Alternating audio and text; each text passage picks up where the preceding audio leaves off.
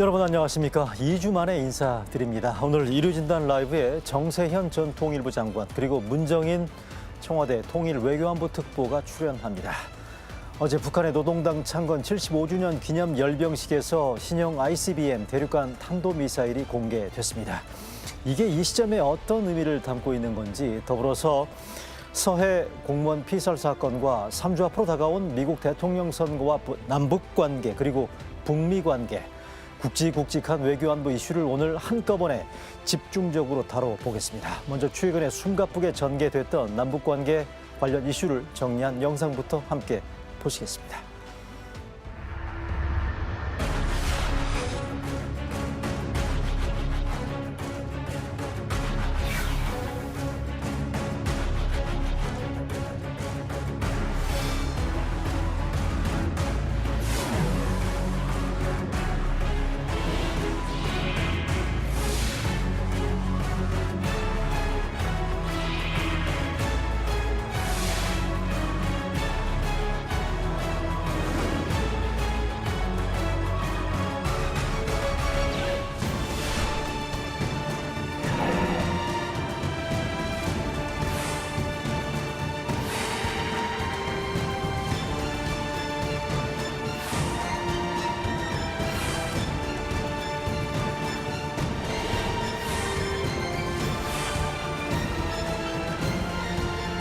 한반도 종전선언을 위해 양국이 협력하고 국제사회의 적극적인 동참을 이끌게 되길 희망합니다.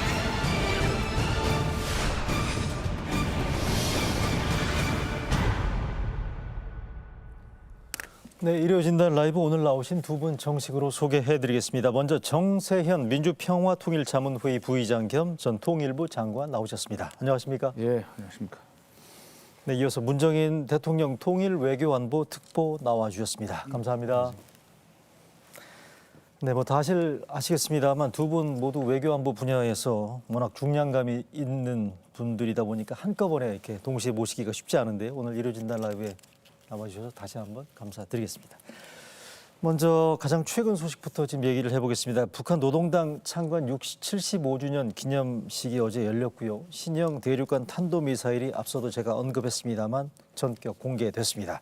관련 화면을 보면서 두 분 설명을 같이 좀 듣겠습니다.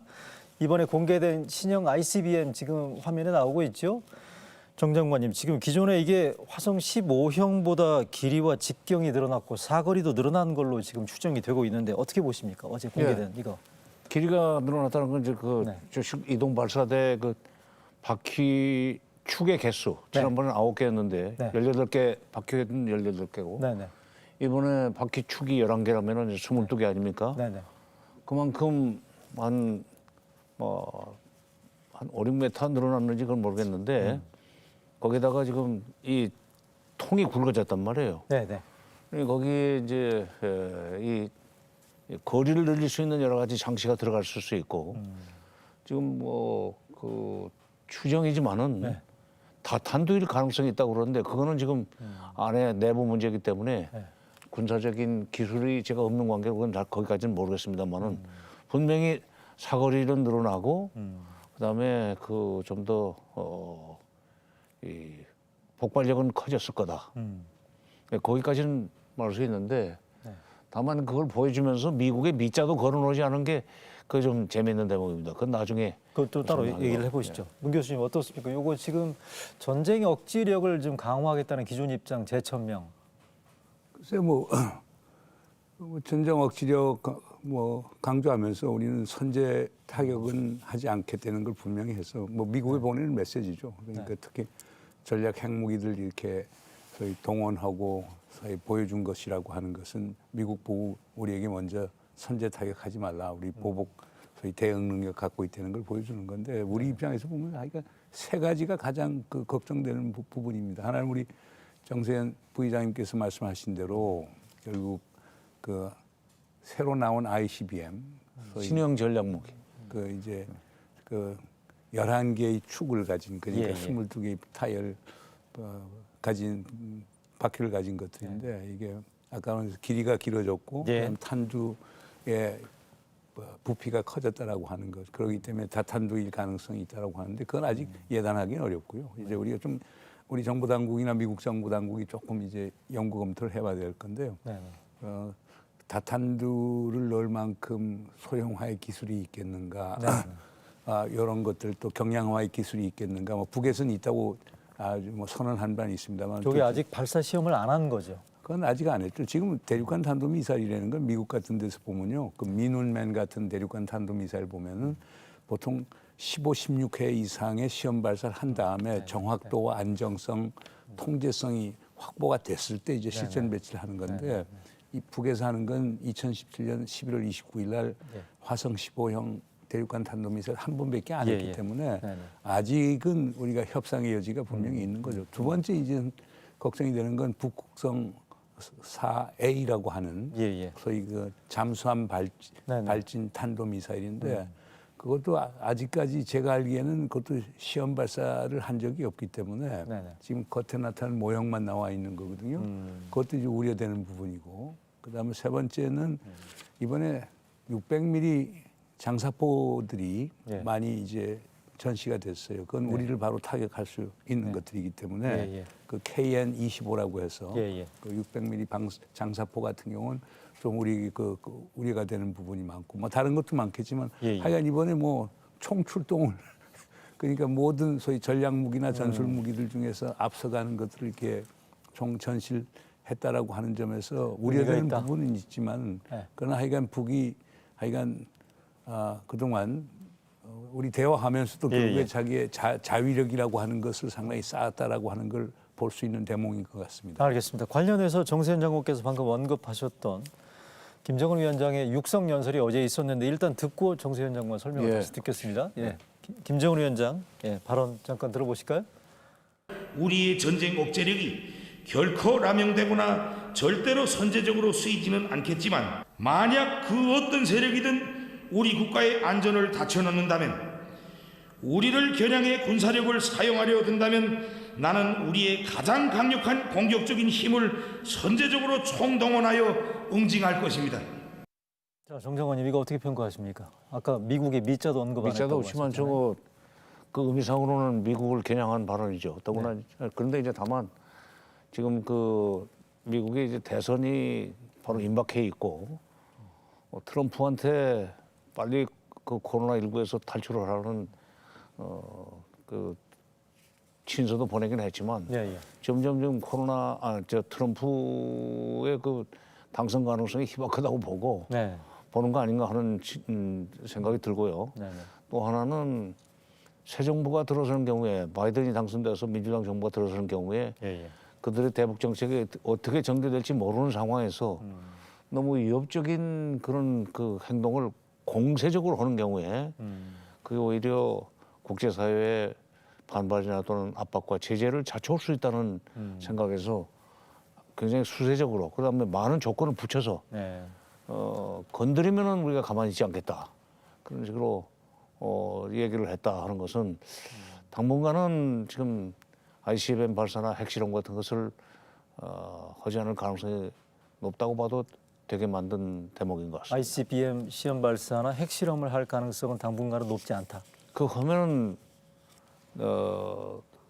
내년도에 경제가 더 어려워질 수 있죠. 그런 것을 충분히 고려하고 있는 것 같아요. 지금 나름의 메시지도 그러니까 내년 초에 지금 8차 당대회를 열게 돼 있습니다. 8차 당대회에서 1월 예정이죠? 5개년 계획을 또 세워야 되는데 5개년 계획과 관련해서 남쪽에 협력을 요구하는 것 같은 그런 이제 대목도 있었죠. 아까 연설 중에. 그래서 지금 미국과는 어느 정도 선을 넘지 않으면서 그러면서 건드리면은 가만히 있지 않겠다는 엄포만 놓고 남쪽과는 코로나 위기, 이 보건 위기만 끝나고 나면은 남북이 손잡기를 바란다 하는 그거는 좀 새로운 과거에는 선미 후남이니 또는 뭐 주미 종남이니 이런 식의 얘기를 하고 또는 통미봉남이라는 말까지 있었지만은 이번은 확실하게 남쪽의 협력을 기대하는 그런 메시지를 보낸 것이 네네. 이번 그 열병식에서의 김정은 위원장의 연설이라고 봅니다. 자, 미국과 국제사회를 의식해서 나름의 수위를 조절했다는 말씀이 하나 있었고요. 정정은 설명대로 지금 보면 남쪽을 향한 유화 메시지 말씀하셨는데 그 관련 발언도 하나 더 준비돼 있죠. 네, 그거 사랑하는 남녘의 동포들에게도 따뜻한 이 마음을 정히 보내며 하루빨리 이 보건 위기가 극복되고 북과 남이 다시 두 손을 마주 잡는 날이 찾아오기를 기원합니다. 네, 자, 문특보님, 요거 사랑하는 남녘 동포라고 했습니다. 요거 최근에 교환했던 친서 교환 건이랄지 관련 지어서 이것도 연관지어서 볼 여지가 있지 않습니까? 어떻게 봐야 됩니까? 글쎄요, 하여간 9월 초중순에 있었던 두 정상 간의 친서 교환이 교환, 있고 두 번째로는 지난 9월 25일 날 북에서 보낸 사과 통지문이 있었고 거기에서도 이제 남녘 동포들에 대한 미안한 마음을 그랬어요. 표시했고 네, 네. 그러니까 이건 하나의 그 연이어지는 것들이 아닌가 생각이 됩니다. 그러니까 이제 코로나 사태가 진정이 되면 남측하고 대화할 용의가 있고 그렇다면 이제 지금 북에서 차단한 이제 통신선 같은 것도 이제 복원될 가능성이 있다고 이렇게 보는데요. 그러나 이제 기본적으로 우리 정세현 부의장님께서도 말씀하셨습니다만 네네. 북이 우리랑 손을 맞잡는다라고 하는 거의 핵심은 사실상 경제 교류 협력이 상당히 클 터인데 네네. 근데 이제 북에서 핵 문제에 있어서 진전을 보이지 않은 상태에서 국제 제재가 계속 존속하는 가운데서 남북 경제 협력이 얼마나 할 수 있는가라고 하는 건 의문시되거든요. 그렇죠. 그러니까 북에서 이제 결국에 경제 발전을 위해서라도 결국 핵 문제에 그 성의 있는 진전을 보일 필요가 있고 그러려면 미국도 그거에 화답을 할 필요가 있거든요. 그러니까 네. 어떻게 보면 지금 상황은 상당히 어려운데 우리가 관련 당사국들이 현명한 외교를 또는 명민한 외교를 한다라고 하면은 반전이 기회가 찾아올 수도 있다고 봅니다. 자, 교수님 말씀하신 명민 조금 보충하면 지금 그 김정은 위원장의 대남 메시지는 확실히 유화적이고 내년이 될지 뭐 그 전이 될지 모르지만은 코로나 위기를 극복하고 나면은 두 손을 마주 잡자 하는 얘기를 했는데 예. 바로 조금 전에 문특보님 지적하신 거고 비슷한 얘기지만 남북이 손을 잡고 북쪽의 경제 발전을 도와줄 수 있도록 하려면은 네. 북한이 핵 문제와 관련해서 미국의 소위 그 협조를 끌어낼 수 있는 한국의 대북 정책에 대한 협조를 끌어낼 수 있는 정도의 북한의 태도 변화가 반드시 수반돼야만 됩니다. 북한의 태도 변화가 예, 그거를 선행돼야 된다는. 북쪽에서는 인식하고 있는지 이건 뭐 남쪽과는 남쪽대로 가고 예. 그다음에 미국과의 관계는 남쪽이 알아서 할 일이다 하는 식으로 그 갈라치는 그런 식으로 나가가지고는 두 손을 잡을 수가 없을 겁니다. 분명히 그건 알아야 돼요, 북한이. 자, 정장관께서는 북한의 태도 변화가 선행돼야 된다고 말씀하셨는데 관련지어서 볼 수 있는 게 방금 문정인 특보께서 언급하셨던 전 각 이해 당사국 간의 성의 있는 접근이 필요하다는 거 말씀하지 않으셨어요? 관련해서 최근에 문 대통령이 언급했던 종전선언 관련 이슈에 대해서 조금 다뤄보고자 하는데요. 이게 지금 미국 대선이 코앞인데 문정인 특보 보시기에는 어떻습니까? 이게 실현 가능성이랄지 타당성을 어떻게 봐야 할까요, 이걸?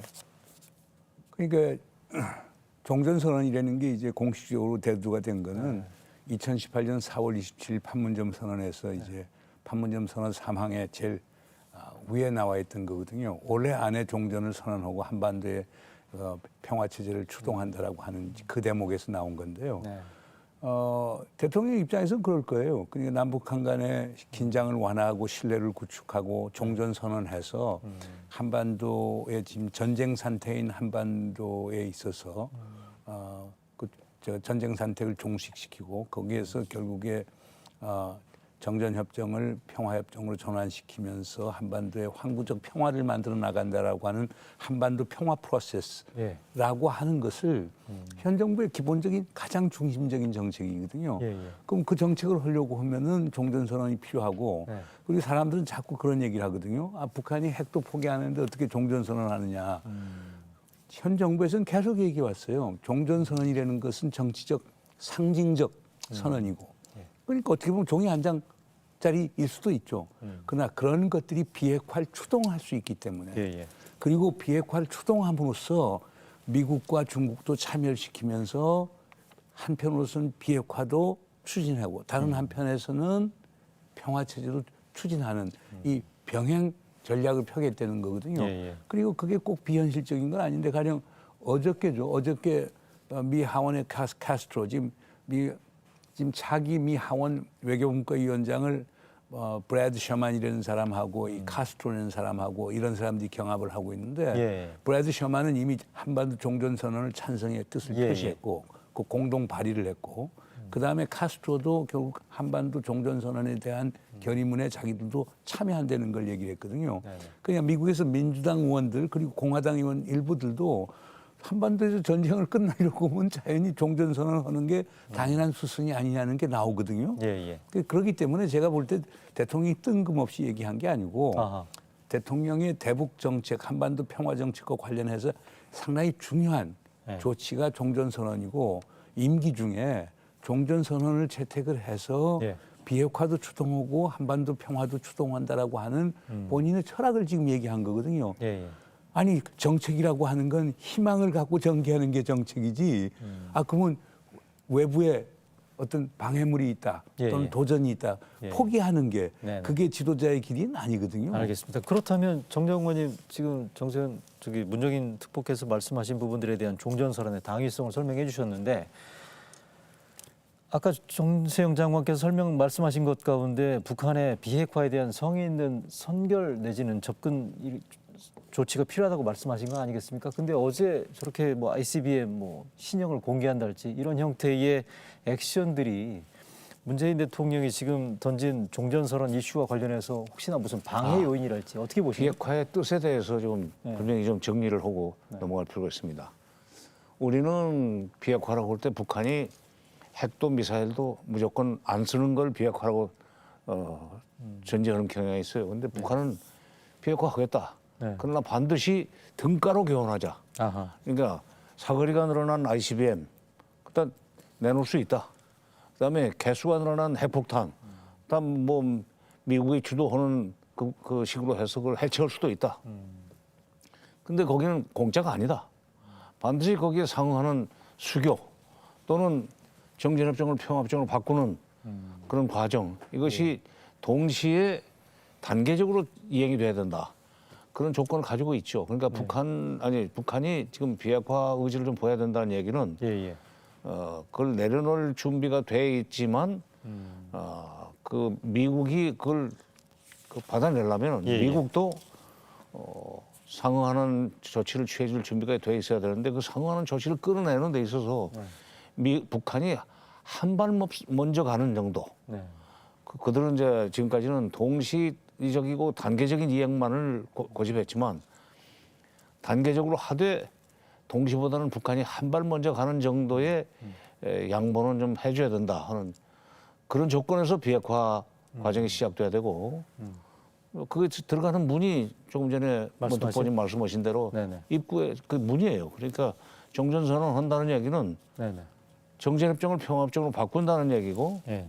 그리고 그걸 받아내려면 반드시 북한도 비핵화를 해야 되고 예. 그런 조건에서 북미 수교도 논의가 시작돼야 되고 그러니까 그 북미 수교 평화협정 비핵화 예. 이거에 아주 초입의 대문이 종전선언이죠. 자, 그러면 어제 공개했던 신형 ICBM이랄지 SLBM이랄지 이런 부분들이 변수가 되지는 않습니까? 어떻게 보십니까? 아까 이제 우리 정세현 부의장님께서 말씀하신 것 중에서 지금 북한 핵 문제를 보는 접근법이 두 가지가 있어요. 이제 미국 정부에서 지금까지 보여준 것은 소위 비핵화 패러다임이라고 하는 거죠. 그러니까 북한 보고 핵을 먼저 폐기하라. 그러면 보상을 해주겠다. 또 북한 경제 밝은 미래를 약속하마.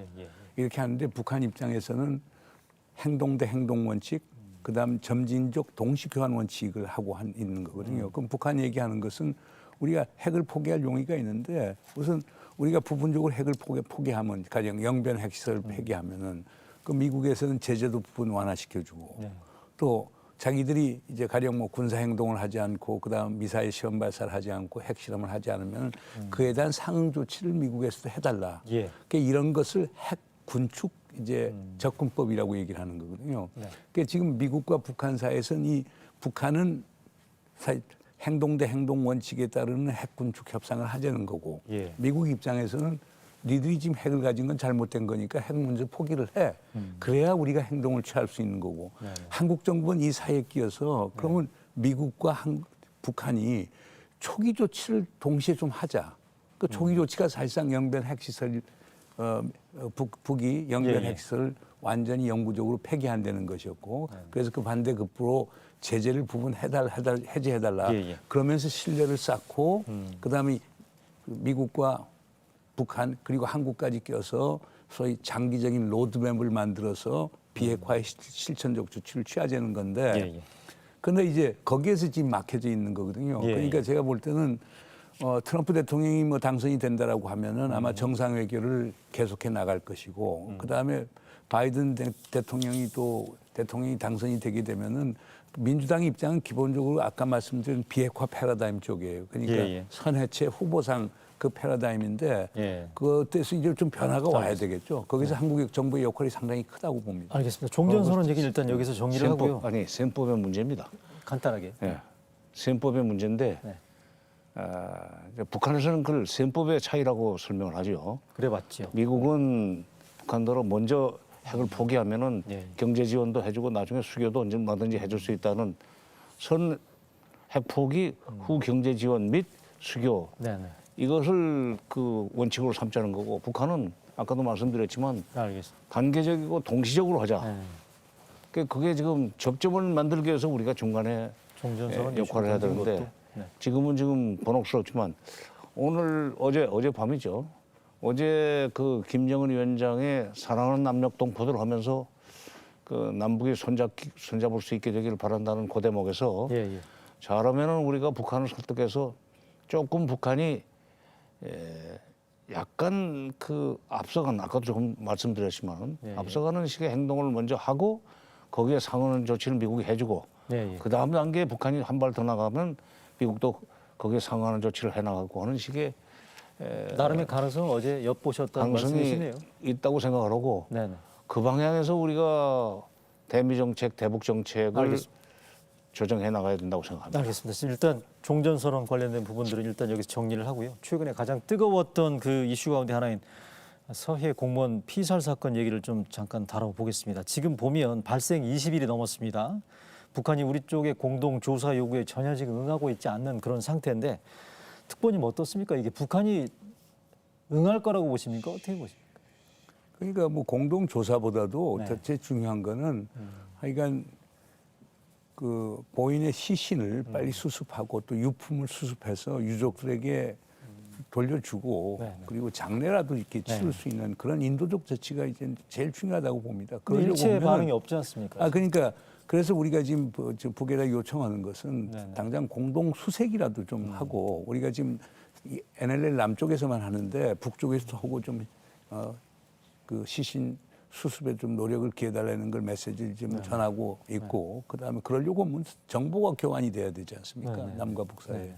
정보를 교환하려고 하면 군통신선이 복원이 돼야 된다는 지금 말입니다. 끊어진 상태잖아요. 근데 이게 하나도 안 돼 있는 상태이기 때문에 지난번에 뭐 사과 통지문 같은 것은 결국 왔지만 통전부 쪽으로. 그러니까 이제 기본적으로 제일 중요한 게 현 상태에서 제일 중요한 것은 군 통신선 복원인데 이게 좀 안 돼 있는 상태이기 때문에 예, 예. 이거에 대해서 북에서 성의 있는 이제 태도를 보일 필요가 있다고 보고요. 네네. 그러니까 그 아마 그게 이제 10월 10일 이제 당창건 75주년 기념 행사 준비하느라고 그 뭐 수뇌부가 그 신경을 못 쓸런지도 모르니까 조금 기다려 보죠. 뭐 기다려 조금 보고. 더 기다릴 필요가 있다. 우선 뭐 기다릴 다른 대안이 없지 않습니까? 지금 유엔까지 나서서 남북한 네네. 공동으로 조사에 임하라고 그러는데 그러고 있습니다. 유엔도 지금 관심을 보이고 북에서 이제 얼마나 응하는지 모르지만 제가 볼 때는 우선 유엔도 중요하지만 남북이 같이 네네. 소위 공동 수색하고 네. 그다음에 나중에 이 단계가 끝나면 이제 공동 조사를 해갖고 책임자 색출하고 처벌하고 재발 방지에 관한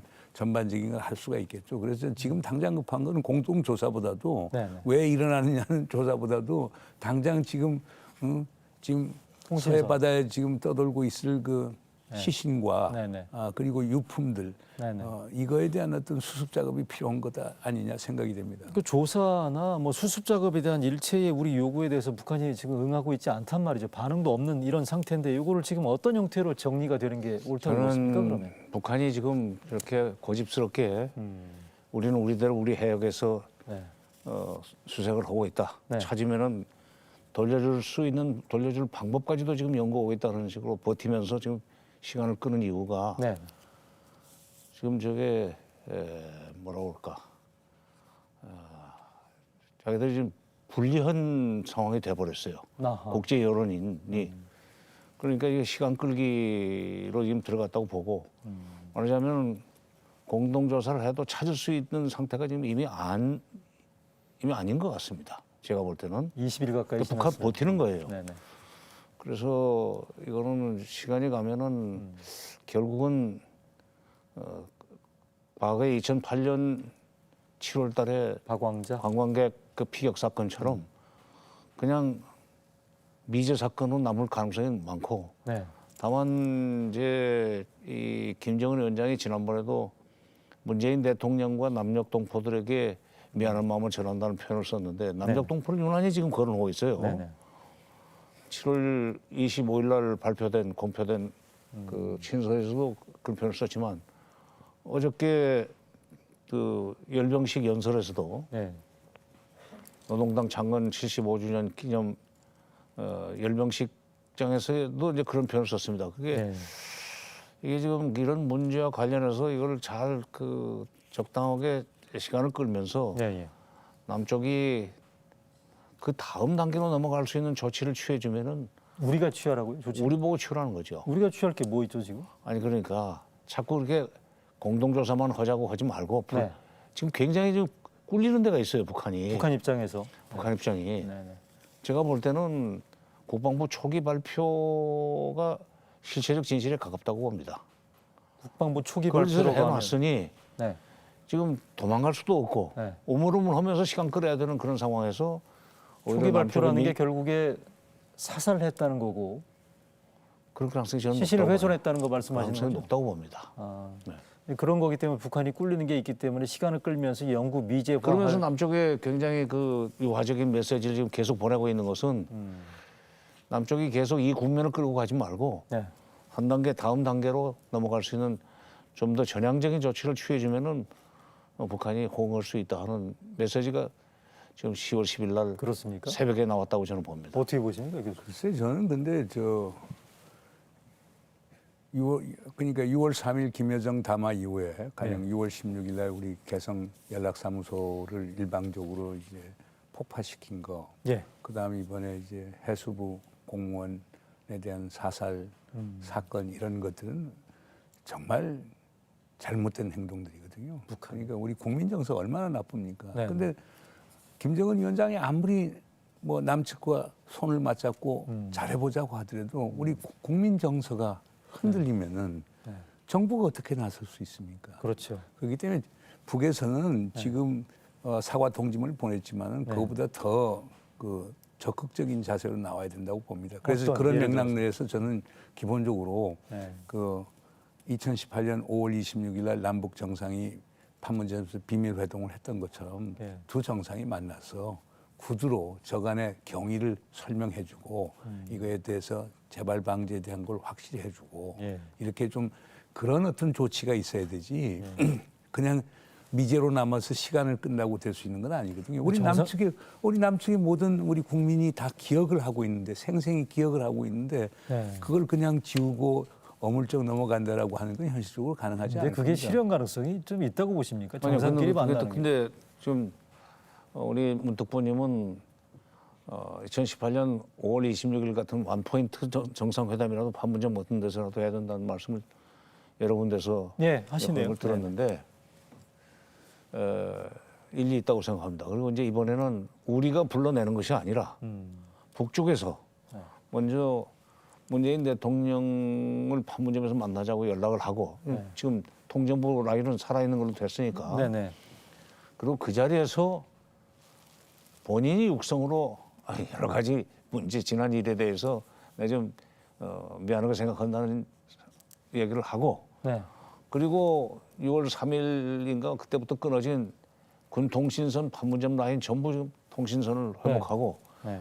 NLL 주변에서의 해군 함정 간의 무선 통신도 복원하자 하는 그런 식의 얘기를 하면은 이거는 우리 국민 감정이 그런 네. 대로 이제 해결이 되리라고 봅니다. 물론 이건 그 가족들의 입장에서 해수부 공무원의 가족들의 입장에서 이게 월북이라고 규정하는 거는 절대로 좀 받아들일 수 없다는 문제가 네. 있지만 네.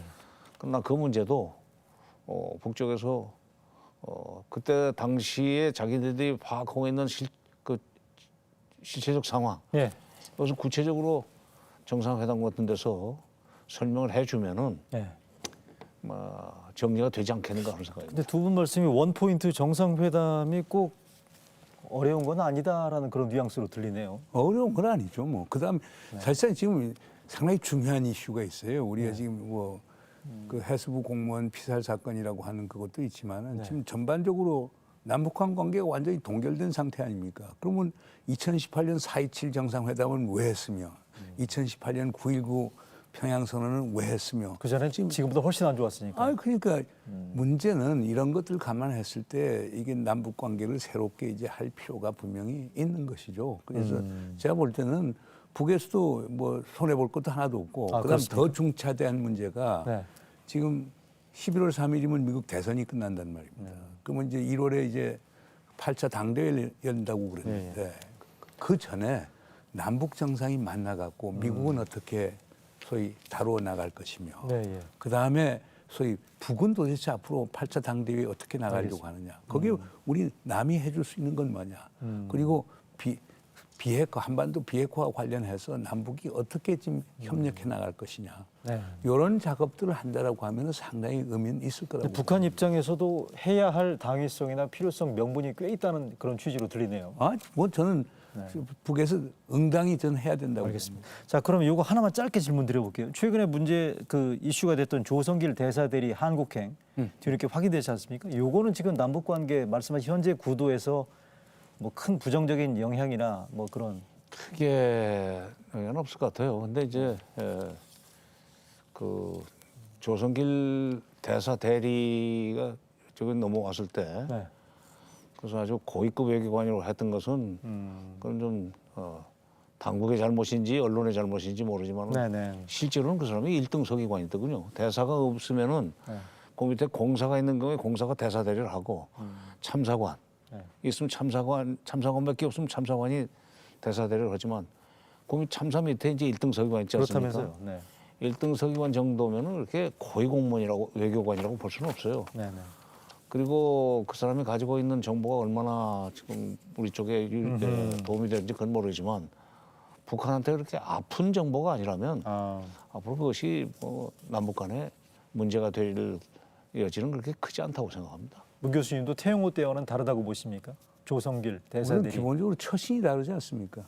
지금 조성기 대사 쪽 그 부인이 지금 하는 얘기들은 우리 조용히 있고 싶다라고 하는 거고 다른 한쪽에서는 이제 적극적으로 나서는 거고 그러면 뭐 조성기 대사 입장에서 거기에서 우리는 조용히 있고 사퇴 관망하고 뭐 그렇게 딸을 지금 북에다 두고 왔으니까 그렇게 하면 북에서 뭐라고 할 이유는 없겠죠. 그리고 다른 하나는 자꾸 조성길 대리 대사를 무슨 대사처럼 이렇게 해서 상당히 우리 언론에서 부각시키는데요. 네. 대리 대사라고 하는 것은요. 그러니까 대사를 대신하는 거거든요. 그래서 상급자 공사라든가 참사관이 없었을 때는 1등 서기관이 하는데 우리 보통 해외 공간 나가면 2등 서기관 다음이 바로 1등 서기관이에요. 그러니까 그렇지. 아주 초급 외무 관리라고 얘기를 할 수가 있겠죠. 그러니까 주 이탈리아 북한 대사관에는 공사나 참사관이 없기 때문에 대사가 본국으로 돌아간 이후에 그 밑에 있는 서기관이었던 조성길 대사, 그러니까 서기관이 그렇죠. 그 역할을 대신했을 뿐이지 그 문제는 위상이나 이런 부분들은 태영호 때와는 비교할 수 없는 문제는 그 딸이 북쪽으로 끌려갔다. 그리고 어머니는 그 부인은 딸 때문에 북으로 가고 싶다고 했다는 얘기가 지금 예, 언론을 통해서 나오고 있는데 네. 그걸 가지고 북쪽에서 조금 좀 괴롭힐 수는 있어요. 아직 얘기가 안 나오잖아요. 아직은 얘기 안 나오고 있습니다. 네, 네. 아니 근데 우리 언론이요. 지금 조성길 대사 내외가 우린 조용히 있고 싶다고 그랬으면 조용히 있게 놔두는 게 좋은데 그렇지 않아도 언론에서 너무 공무- 왜냐하면 그들의 어떤 프라이버시도 해하는 게 되고 또 네. 그들의 기본적인 인권을 해칠 수도 있는 부분이 있거든요. 그래서 우리 언론이 좀 신중하게 그 건을 다뤄줬으면 하겠습니다. 그렇지 않아도 그 해당 보도에 대해서 그 적절성에 대한 논란이 지금 뜨거워지고 있는 것도 사실입니다. 언론계 안에서도요. 자, 그러면 지금까지 남북 간 현안을 중심으로 해서 관련 이슈를 지금 짚어봤고요. 이어서 3주 앞으로 지금 다가왔습니다. 미국 대통령 선거와 한반도 정세를 살펴보겠습니다. 먼저 미 대선 이슈를 정리한 영상부터 보시고서 두 분과의 대담을 계속 이어가겠습니다.